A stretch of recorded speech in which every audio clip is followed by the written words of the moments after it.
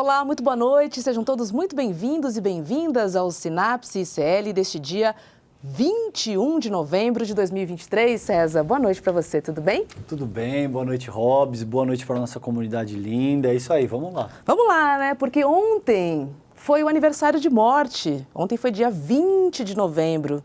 E aí a gente comemora o aniversário de morte de Zumbi dos Palmares, um símbolo de resistência. E no programa de hoje, nós vamos falar sobre Abdias Nascimento, Opa, César. Não é maravilha, isso? Maravilha, com uma pessoa muito especial também, não? Pois é, foi poeta, dramaturgo, ator, escritor, pintor e um político símbolo da luta antirracista. E para conversar com a gente, vem aqui no telão Elisa Larquim Nascimento. Oi, Elisa, boa noite para você. Elisa é mestre em Direito e em Ciências Sociais pela Universidade do Estado de Nova York, cofundadora e também diretora do IPERAFRO, que é o Instituto de Pesquisas e Estudos Afro-Brasileiro, além de ter sido companheira de Abdias Nascimento. Elisa, é um prazerzaço receber você aqui no Sinapse. Boa noite, querida. Boa noite, minha querida. Eu que me sinto muito alegre em estar aqui com você, uma jornalista negra de mão cheia, premiada agora, né? E também com César Calejon, cujo trabalho eu venho também acompanhando, e eu sou membro fundadora do ICL, então eu estou aqui nessa construção junto com vocês. Fico muito contente de estar aqui com vocês. Poxa, que delícia, Elisa, é um prazer enorme te receber. Vamos lá. Elisa, nós estamos no mês de novembro, né, que é um mês muito importante para a conscientização da luta racial. E Abdias, incontestavelmente, foi um gigante, né, nessa luta antirracista. Vocês se conheceram nos Estados Unidos, viveram juntos por quanto tempo? Vou começar querendo saber essa parte da história. Eu acompanhei e participei dos últimos 38 anos de vida e luta de Abdias Nascimento, tá? Que faleceu em 2011, com 97 anos. Nós fundamos juntos o IPEAFRO, o Instituto de Pesquisas e Estudos Afro-Brasileiros, que hoje tem uma série de atividades no sentido de continuar esse legado de Abdias. Eu o conheci, respondendo sua pergunta, na minha cidade, que é uma cidade no estado de Nova York, que fica perto de um lugar chamado Ática, onde tem uma penitenciária que, pouco antes de eu conhecer o Abdias, houve uma rebelião nessa penitenciária, a grande maioria dos presos, 90 e tantos % negros. Esses presos rebelados foram acusados de todas as mortes que aconteceram na rebelião, e que foram frutos da repressão pela Polícia do Estado, mandado lá pelo governador Nelson Rockefeller. Então, eu conheci o Abdias no momento em que eu estava atuando na defesa política e jurídica desses presos rebelados que haviam sido acusados dessas mortes. Foi provado depois que todas as mortes foram resultado da repressão policial. Elisa, e a gente estava conversando aqui um pouquinho contigo no bastidor, né, antes da gente começar a entrevista, e você nos contava que agora em 2023 são 40 anos, né, das políticas que Abdias instituiu, que ele elaborou enquanto deputado. Conta um pouquinho para a gente qual a importância do trabalho dele e qual a importância de uma data tão emblemática nesses 40 anos. Sim, é verdade. Não diria que são os 40 anos das políticas, da proposição perfeito. ao Estado brasileiro, Perfeito. Via canais formais legislativos, pelo então deputado Abdias Nascimento, na Câmara Federal, através do projeto de lei 1332, e também do projeto de lei 1661, ambos de 1983, esse último que criminaliza o racismo definindo a discriminação racial e o racismo como crime qualificado. E a outra institui não apenas a política de ensino, aliás, apenas não, porque é muita coisa, a política de ensino da história e cultura africana e afro-brasileira nas escolas, como também a política de cotas e outras formas de ação afirmativa no ensino superior, como realmente essas duas políticas em 2003, por isso os 20 anos são celebrados esse ano. Em 2003, houve a primeira implantação dessa política de cotas nas universidades estaduais da Bahia e do Rio de Janeiro, e houve também a promulgação da Lei 10.639. Mas essa lei estava já no prelo há muito tempo. E o projeto de lei de Abdias, de 1983, instituía as cotas, por exemplo, com recorte de gênero. A proposta de Abdias era para cotas de metade para as mulheres negras, metade para homens negros. E instituía esses programas no mercado de trabalho, no funcionalismo público, nas Forças Armadas. Ele fez um projeto de lei específico só sobre o Itamaraty, que é um bastião de discriminação racial. Então, quando a gente...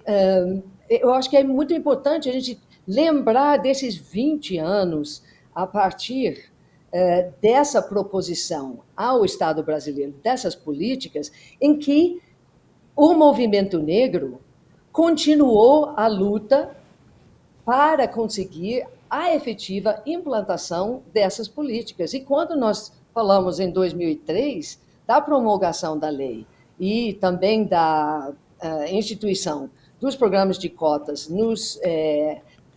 nas universidades públicas, nós precisamos ainda de muito trabalho para fazer com que essas políticas efetivamente sejam implantadas, né?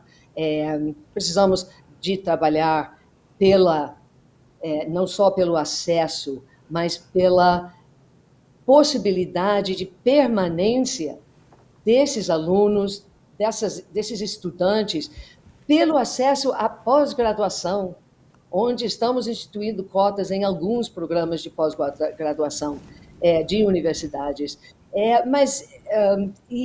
E por aí vai, várias outras políticas que são necessárias. Com relação à política de ensino da história e cultura afro-brasileira, temos muito a fazer, mas precisamos também reconhecer o quanto os educadores negros e negras têm trabalhado e, em condições extremamente adversas, construído muita coisa dentro das escolas, apesar da pouca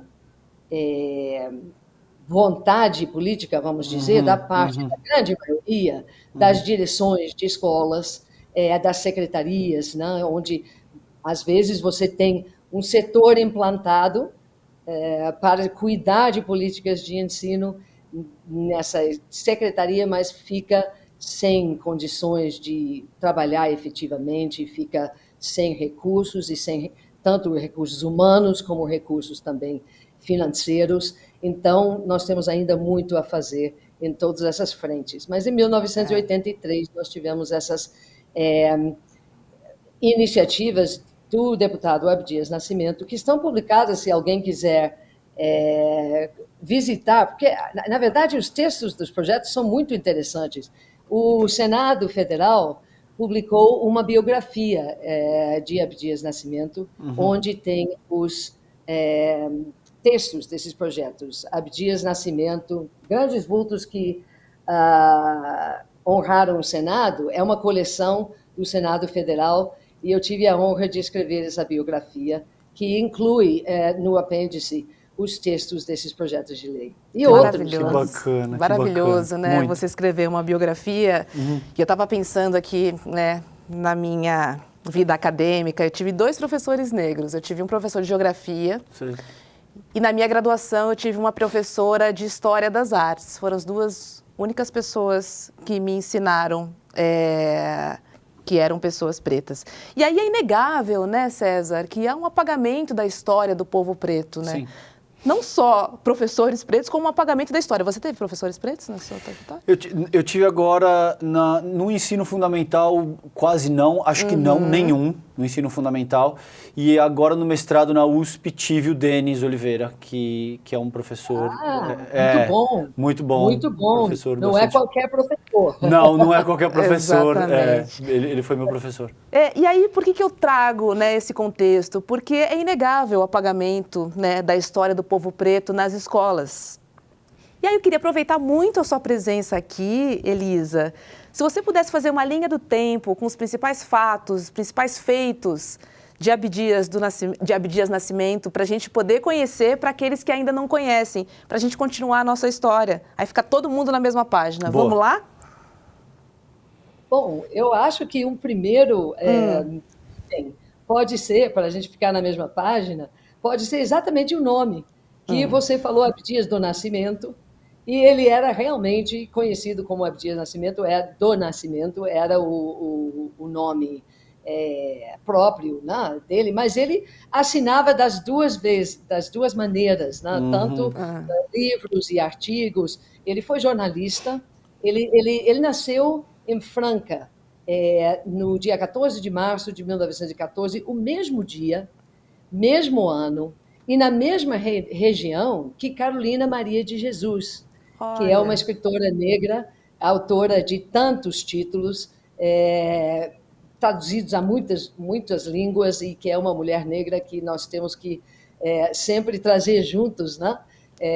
Nessas homenagens. E o Abdias, então, nasce num momento em que está ainda muito no início do período da pós-abolição. As duas avós dele tinham sido escravizadas. A mãe dele, ele a acompanhava nas fazendas daquela época, onde a mão de obra escrava estava sendo substituída pela mão de obra italiana, imigrante, onde ele, pequeno, acompanhava a mãe quando era ama de leite para as crianças, filhas e filhos dos donos lá os senhores, da fazenda, né? Os senhores do engenho. E ele constatou um fato, que ele era muito estudioso, ele não gostava de perder aula, e lá, diferente de quando era a mão de obra escravizada, os filhos desses imigrantes italianos tinham uma escola na fazenda. E o Abdias queria assistir a aula, mas não podia. Sim. Enfim, a vida toda cheia de tição, de todos esses apelidos, né, pejorativos. E ele se forma como contador e vai ter o primeiro emprego.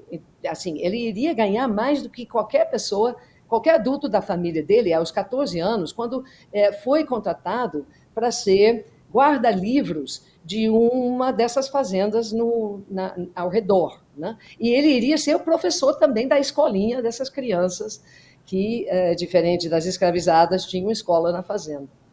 E aí, o dia que mandaram a carroça buscar o Abdias lá em Franca, na cidadezinha de Franca, ele estava prontinho com a trouxinha dele de roupa, e chegou lá a carroça cheio de suprimentos, né? Para a fazenda. Eles tinham passado na cidade e comprado, assim, estava cheio de frangos e sacas de grãos, e, enfim, as coisas que a fazenda precisava ali atrás, cabras, não sei o quê. E o Abdias foi subir ao lado da pessoa que estava conduzindo a carroça para poder viajar. E o cara disse, não, você vai atrás com as sacas de grãos e com as galinhas e as cabras. Sim. E o Abdias, com 14 anos, disse, olha, eu não posso ser guarda-livros e professor de uma escola na fazenda sendo tratado dessa forma. Ele acolheu a trouxa dele e não foi para esse emprego. e criou uma crise na família, etc. Tal. Daí a pouco ele vai para a capital e se alista no exército para poder sair do interior, como muitos, né? Sim. Muitos jovens negros que precisam sair de situações de estrangulamento, né? Numa situação do interior. E ele vai para o exército, e no exército ele passa um bom tempo, né? Resistindo do jeito que ele podia a incidentes de discriminação racial, quebrando, né, vidraças de barbearias que não aceitavam, né, atendê-lo, ou brigando com os caras que barravam, né, ele e os amigos na entrada de boates e bares, etc. E tal, até que ele teve um momento em que, numa dessas brigas, que acabou envolvendo, inclusive, o próprio delegado do DOPS, né, ele foi preso, junto com um amigo dele, o companheiro Simão Rodrigues Alves, passou um mês numa delegacia sendo torturado e etc., e depois foi excluído do exército. Depois ele vai fazer os estudos de economia no Rio de Janeiro, conhece a Mangueira, conhece Duque de Caxias, né? O terreiro, né, do Joãozinho da Gomeia e outras coisas, e faz parte de um grupo de poetas que sai pela América Latina em busca da Amereida, né, da poética das Américas, e lá em Lima, na cidade de Lima, ele assiste a peça O Imperador Jones, com o protagonista negro pintado de preto, um ator branco pintado de preto, e ali o palco, o teatro naquela época era o centro, né, da comunicação, como é a televisão hoje ou a internet hoje, né? Lá naquela época não tinha, nem o rádio era tão forte. Então ele decide fundar um teatro negro para lutar contra o racismo quando ele volta ao Brasil, e efetivamente ele vai fazê-lo, só que ele passa um ano primeiro com o Teatro del Pueblo em Buenos Aires. Ao voltar, ele vai ser preso, condenado à revelia, pelo mesmo incidente que havia resultado na exclusão dele do exército, ou seja, já tinha sido punido, e vai preso para o Carandiru, a penitenciária do Carandiru.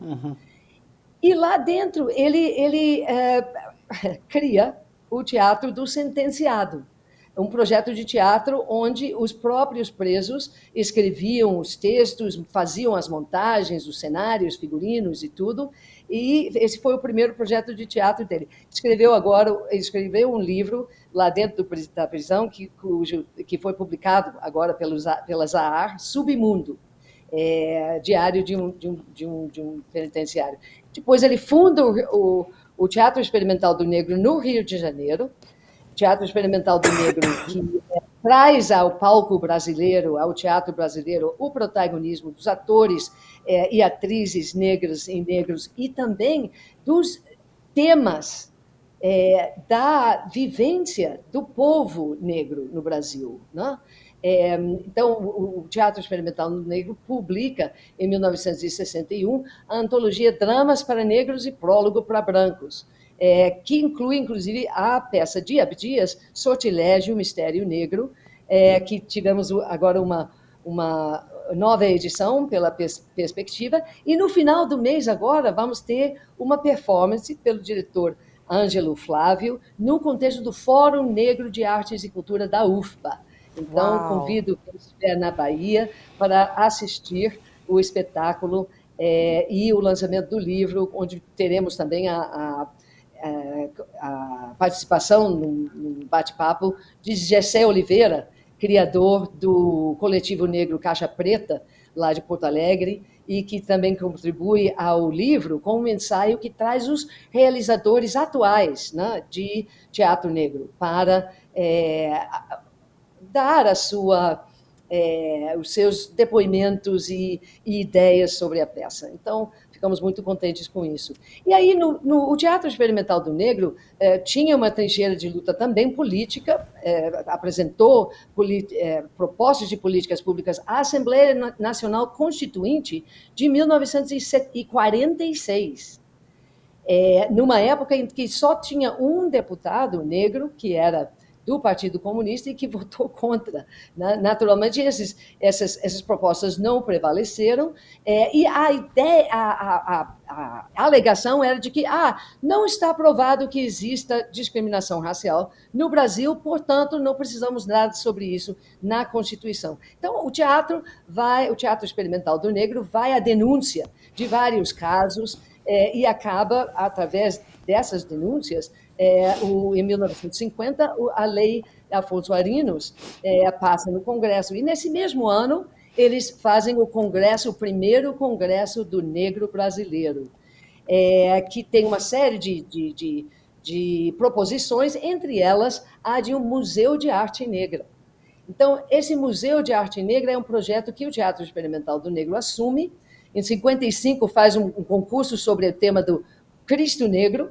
Em 68, inaugura, nos 80 anos da abolição, a primeira exposição da coleção Museu de Arte Negra, e o Abdias vai, nesse mesmo ano, para o exílio, onde ele desenvolve a própria produção artística dele, que a Roberta teve a oportunidade de ver uma parte que nós temos mostrado no Inhotim, num projeto de longa duração, de 2 anos e meio, em 4 atos. Acabamos de inaugurar o 4º ato desse projeto Abdias Nascimento, que eu tenho muito orgulho e prazer em dizer que, a partir desse programa Abdias Nascimento, o Inhotim tem trazido muito mais a presença de artistas negros, porque o Abdias nunca chegava sozinho, ele chegava com o povo dele. O Dia Nacional da Consciência Negra, o dia 20 de novembro,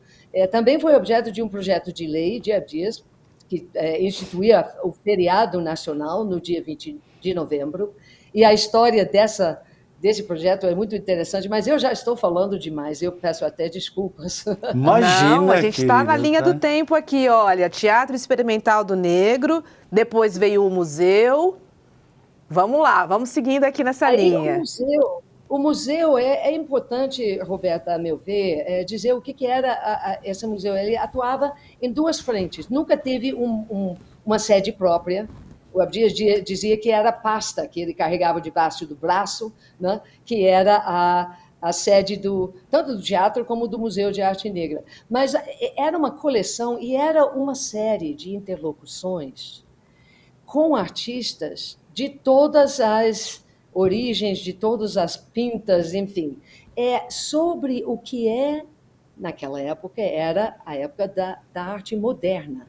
Então, um Alfredo Volpi, um Ivan Serpa, né, um Iberê Camargo e tantos outros, né, que tinham conversas com Abdias no sentido de pensar o que é essa arte moderna do próprio Ocidente, da própria Europa, que surge da confluência de um olhar vanguardista europeu com a estética africana que chega na Europa através do saque colonial da África, onde os objetos, as esculturas, as obras de arte chegavam e nem eram vistas como obras de arte, eram vistas como objetos etnográficos. E eram museus de etnografia, né, que apresentavam. Mas os grandes artistas da época, como Picasso, Vlaminck e tantos outros, os cubismos, os expressionismos, os fauvismos e outros ismos da arte moderna, surgem em grande parte desse diálogo, desses olhares, né? E, além disso, na outra frente da atuação do projeto Museu de Arte Negra, era tirar os próprios artistas negros das categorizações, dos eufemismos que sempre os caracterizavam como artistas primitivos, como artesãos e não artistas. Que não era como... arte, né, Elisa? Não é arte. Definitivamente o que vocês fazem não tem nada a ver com arte, né? Exatamente. Você não é um artista, você é, enfim, um Você está rabiscando artesão. aí o artesão e tal. Uhum. Exato, é isso. Então, o Abdias trazia os artistas negros que participavam. Aliás, eu estou aqui na frente de uma obra de um artista maravilhoso, carioca, que foi do do Museu de Arte Negra, um dos primeiros, Sebastião Januário, um pintor carioca, ainda vivo. E temos também o escultor José Heitor da Silva, que é um fenomenal escultor em madeira, e temos várias obras. Então, o IPAfro hoje guarda essa memória, essa coleção, e nós tivemos a honra de ver parte dessa coleção exibida no Inhotim ao longo desses 4 atos da exposição. Esse quarto ato agora tem toda uma parede só de obras dessa coleção, algumas obras, e também a exposição inaugural dessa coleção, que é constituída de obras doadas por esses artistas, não? Então, os artistas que eu mencionei, todos doaram uma ou outra obra para a coleção. Temos obras também da Ana Letícia, Anabela Geiger, Feigal Stroer, enfim, um número tremendo de artistas importantes do Brasil e da arte negra.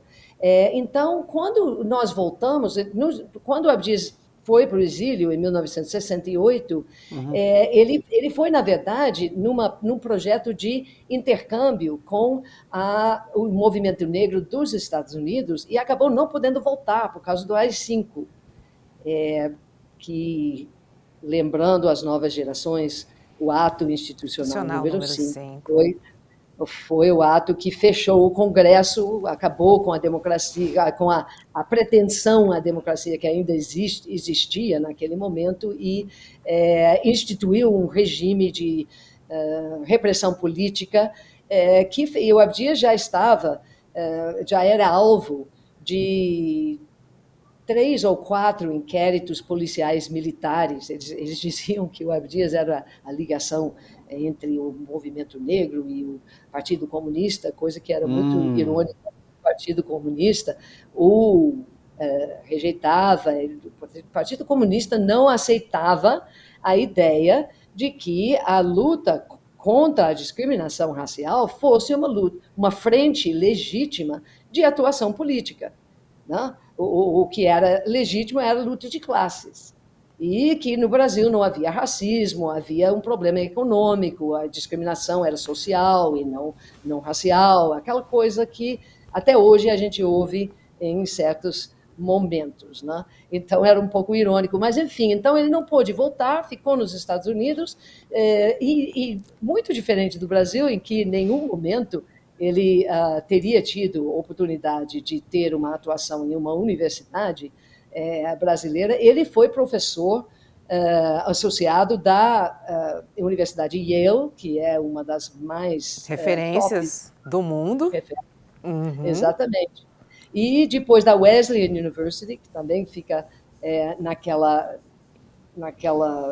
grupo, né, das universidades chamados Ivy League, e depois foi para a minha cidade, para o campus da Universidade do Estado de Nova York, em Buffalo, a minha cidade, que é ali onde tem as cataratas de Niágara, na fronteira do Canadá, e ele foi assumir a cadeira de culturas africanas no Novo Mundo no Departamento de Estudos Americanos e o Programa de Estudos Porto-Riquenhos, né, daquela universidade.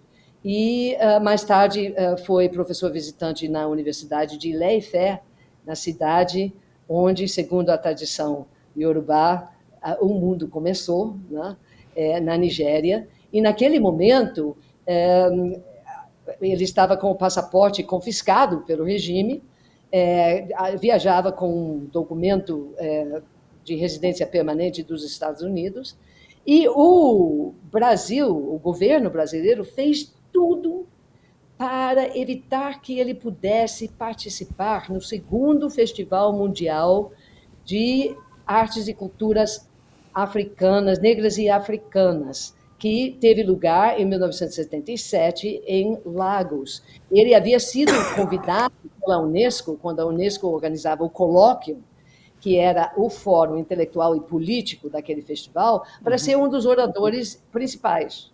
Mas o governo brasileiro fez uma série de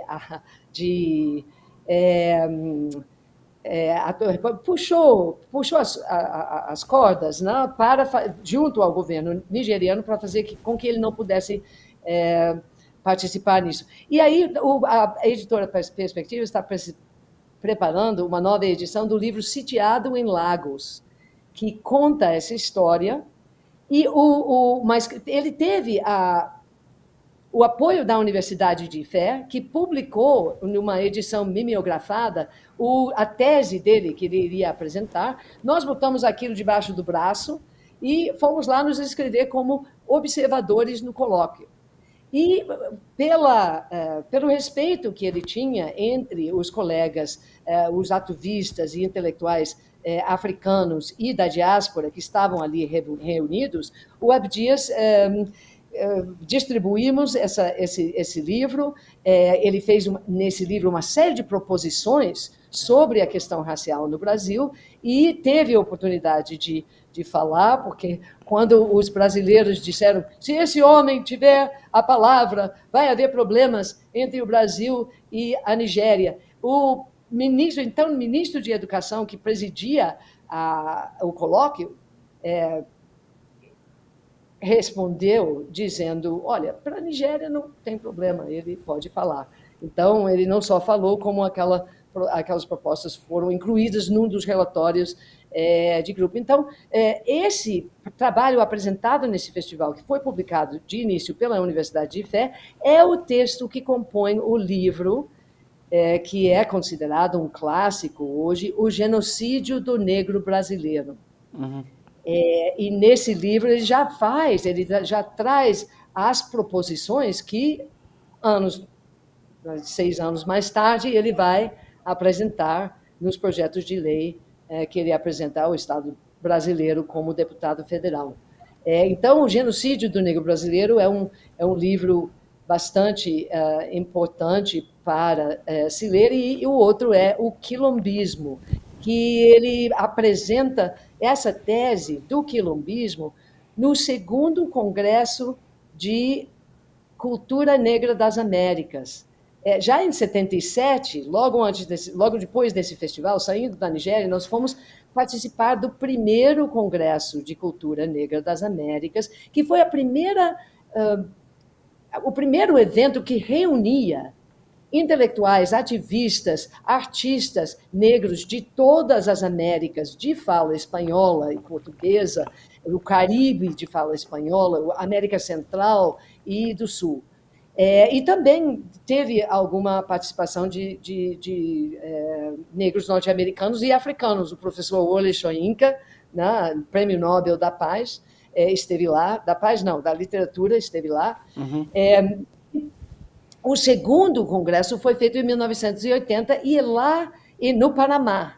E lá, nesse congresso, o Abdias apresenta essa tese do quilombismo como uma proposta de organização para a resistência contra o racismo e também como uma proposta de organização do Estado nos países multirraciais e pluriculturais fundados sobre a economia escravista, como é o caso do Brasil, que o quilombo, além de ser é muito mais do que um refúgio de escravos fugidos, ele é um lugar onde os africanos construíam a sua vida em liberdade. Uhum.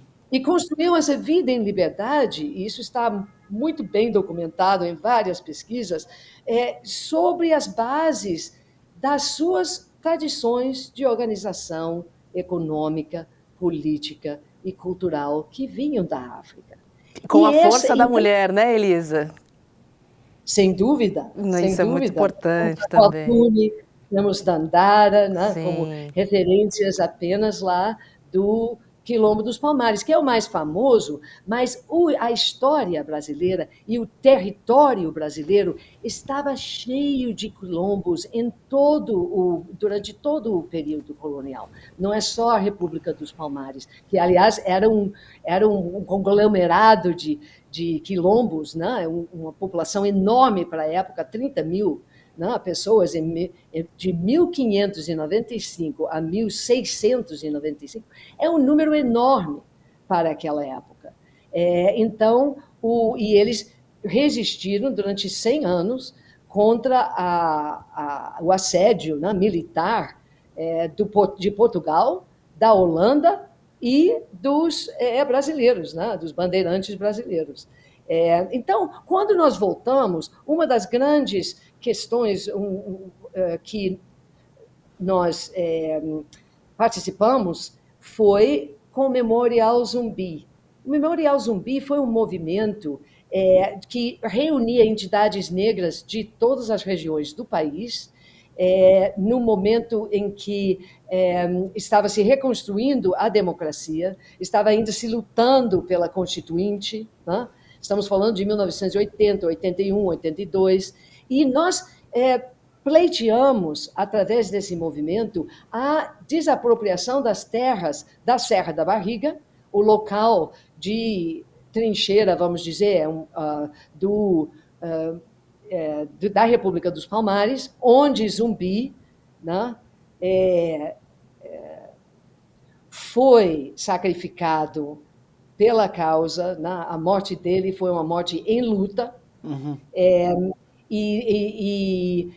A ideia era recuperar essas terras para se fundar um polo de libertação do negro e da população brasileira, lá no local da República dos Palmares. Então, nós iniciamos as peregrinações em 20 de novembro. Essa data de 20 de novembro é uma proposta que tem origem no Rio Grande do Sul, com o poeta Oliveira Silveira e o Grupo Palmares de lá, mas que é levada à frente pelas entidades que compõem o Memorial Zumbi. E, na verdade, esse Memorial Zumbi foi o fórum em que as entidades negras, naquele momento da reconstrução da democracia, conseguiram inserir na política brasileira as questões, a questão racial como uma questão nacional. Essa enfim, foi uma né? Questões importantes. É um problema do negro. Não. O problema é um problema do branco, mas é um problema do país. A questão racial, então, é uma questão nacional e internacional também, quando você considera o mundo como um todo. Então, nesse momento, então é dali que sai também a assessoria de assuntos afro-brasileiros. Aliás, sai dali, Roberta e César, a luta pela própria criação do Ministério da Cultura, uhum. que nós participamos muito, foi uma vitória muito grande naquele momento, né? E logo pela atuação de Abdias Nascimento, de Carlos Alves Moura e de outras lideranças, né, negras, nós conseguimos nesse Ministério da Cultura criar uma assessoria afro-brasileira que depois seria fundado como a Fundação Cultural Palmares e ficaria encarregado da questão dos quilombos, né? Então, naquele momento, o Abdias teve essa atuação parlamentar bastante incisiva e, mais tarde, ele foi para o Senado, em 1991, no segundo mandato do governador Leonel de Moura Brizola, que foi, é importante dizer, o primeiro líder, a primeira liderança política de expressão nacional a encampar, e o PDT encampou lá atrás, em 1982, pela atuação de Abdias e outros, né, a Secretaria do Movimento Negro, O Brizola, na sua segunda gestão no Rio de Janeiro, cria a Secretaria de Defesa e Promoção da População Negra, a CDPROM, e o Abdias assume essa secretaria, e depois vai para o Senado, quando o Darcy Ribeiro é chamado para ser secretário de Educação aqui no Rio de Janeiro, em 1991. E vai novamente, em 1997, exercer um mandato no Senado. E, enfim, tem muito mais a dizer, mas, novamente, eu estou com essa linha do tempo ocupando o nosso tempo todo. Não, te dei uma tarefa muito árdua, Elisa, porque a história é muito boa e ela tem várias abas que seriam importantes a gente abrir aqui no programa, né, César? Eu gostaria muito de falar especificamente sobre teatro negro, teatro experimental negro, sobre o museu, sobre a vida política de Abdias e toda essa luta, né? Porque, assim, eu quero até perguntar para o nosso chat, quem aprendeu sobre Abdias na escola? Eu não aprendi, você aprendeu? Não, eu acho que é um projeto, como você muito bem colocou, existe um projeto deliberado para apagar intelectuais negros, apagar grandes pensadores negros, apagar essas pessoas que de alguma forma têm uma contribuição muito significativa e porque essa contribuição acaba servindo de munição para contestar um modelo de sociabilidade que está posto hoje. Então isso é um projeto, isso não é por acaso, esqueceram Abdias, esqueceram grandes pensadores negros, e tudo isso de fato constitui um projeto deliberado, como eu vejo, Rô. Pois é, Elisa, te pedi uma linha do tempo, desculpas, até fiquei mal agora, porque eu sei que a história é recheada, né, de fatos interessantes e de entrelinhas que a gente até deveria, né, descer um pouco mais, te ouvir um pouco mais, mas a gente está quase acabando o programa. Mas eu acho que você quer trazer? Não, eu acho que eu gostaria de colocar algo que é o seguinte.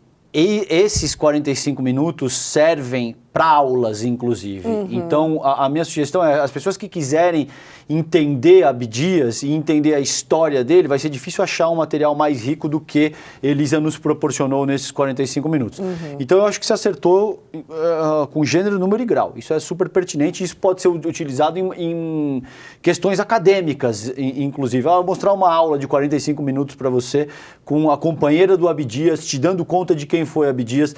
E como minha última pergunta, a gente está entrando nos 3 minutinhos finais por conta de tempo de grade mesmo, Elisa. Eu gostaria, você teve algo que me intrigou, que você disse que ele com 14 anos já era uma pessoa muito questionadora, que disse, não, eu não vou entrar atrás com os produtos porque eu me recuso a ser tratado como mercadoria. E se você vai me tratar dessa maneira, eu vou buscar outro caminho e eu tô fora. Da onde vem essa influência? Porque é difícil que um adolescente de 14 anos já tenha uma veia tão questionadora constituída. Conhecendo ele tão bem, passando quase 4 décadas com ele, você nos disse que passou os últimos 38 anos de vida dele. Da onde veio essa influência? Onde que você seria capaz de localizar essa influência que o torna um ser tão questionador e tão crítico numa idade tão jovem? Eu acredito, e ele mesmo diz, que veio da mãe dele, da convivência com a mãe dele, que era uma pessoa muito meiga, mas que teve um momento, quando ele tinha 7 anos, um menino órfão, que era colega dele no grupo escolar, estava levando uma surra de uma mulher branca, e a mãe dele ficou numa fúria e foi atrás e tirou esse menino da mão dessa senhora, e ele sempre conta como essa foi a primeira aula dele de panafricanismo, de solidariedade panafricanista. Eu gostaria de fazer um desafio aqui também, porque como o Abdias era contestador, né, e eu também sou, porque eu estou aqui com a pesquisa feita pelo Observatório de Segurança, o SESEC, fundado por Silvia Ramos, né, ai meu Deus. Ela é invertida. A SESEC. Enfim, a SESEC estuda a segurança pública. E, Roberta, nós temos, hoje, estamos assistindo uma situação na Palestina que é absolutamente insuportável, que é absolutamente imoral, que é absolutamente alvo de toda a nossa indignação. Sim. Eu tenho chorado muito. Muito doloroso. Mas todos os dias, César, Sim. morrem na mão do Estado negros brasileiros. A cada 4 horas está morrendo um jovem negro no Brasil. Os dados trazidos por essa pesquisa são dados que assemelham. Nós estamos falando em 2022, 4.219 vítimas em 8 estados, menos da metade dos estados brasileiros. Nossa, então, eu quero trazer aqui um desafio para o ICL. Vamos fazer uma olhada, vamos fazer uma denúncia sobre essa mortandade que está atacando os nossos, os jovens, as pessoas que são a esperança do país, que são o potencial criador.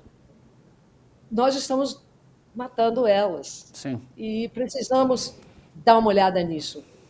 Então, aqui está o livro. Ops. Pro outro lado, pro outro lado. Para a direita. Assim, não, assim. Abdias Nascimento, a luta na política. Esse está nas praças. E muito obrigada a vocês por me ouvir tanto.